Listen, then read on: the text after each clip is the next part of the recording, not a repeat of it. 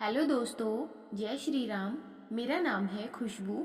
आज मैं आप सबको एक कथा के माध्यम से बताऊंगी कि भगवान गणेश को एक दंत क्यों कहा जाता है। भगवान गणेश एक दंत की कथा। अगर आप मेरे चैनल पर नए हैं तो प्लीज़ मेरे चैनल को सब्सक्राइब कर लें। कथा को अंत तक सुने। अच्छी लगे तो एक लाइक, एक शेयर और एक कमेंट करके मुझे सपोर्ट करें। चलिए शुरू करते हैं भगवान गणेश एक दंत की कथा।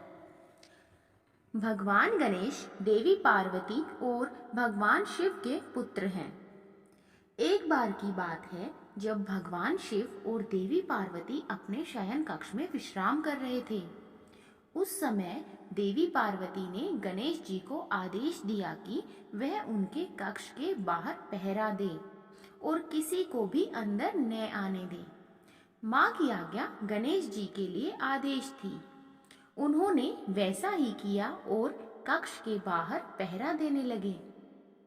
उसी समय अचानक परशुराम वहां पहुंच गए। परशुराम भगवान शिव से मिलने के लिए बहुत उत्साहित थे। दरअसल उस समय पृथ्वी पर राजा कार्तवीर्य का अत्याचार बहुत बढ़ गया था और परशुराम ने इसी कारण उसे मार दिया था। यही खबर भगवान शिव को देने के लिए वह कैलाश पर्वत पर आए थे। भगवान शिव के कक्ष की ओर परशुराम को तेजी से बढ़ता हुआ देखकर गणेश जी उनके रास्ते में आ गए और उन्हें रुकने को कहा।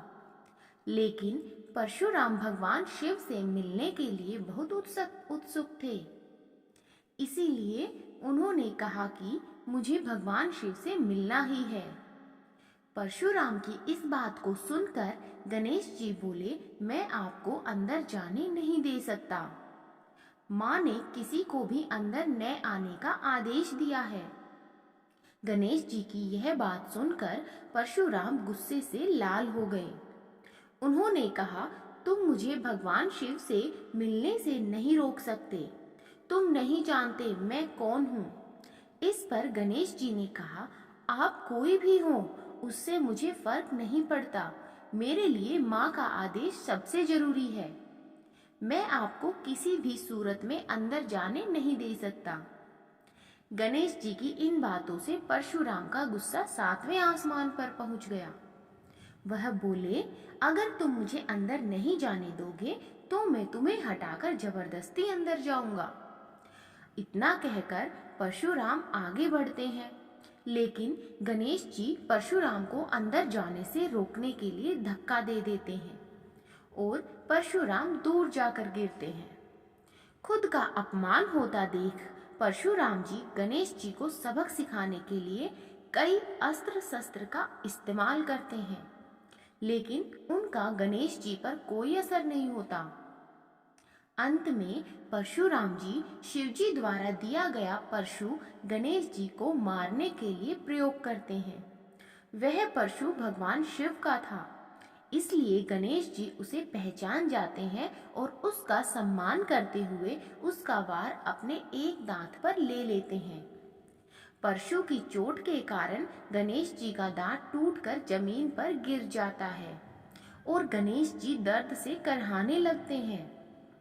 गणेश जी की दर्द भरी आवाज सुनकर माता पार्वती और पिता भगवान शिव अपने कक्ष से बाहर आ जाते हैं और गणेश जी की यह हालत देखकर परशुराम पर क्रोधित हो जाते हैं।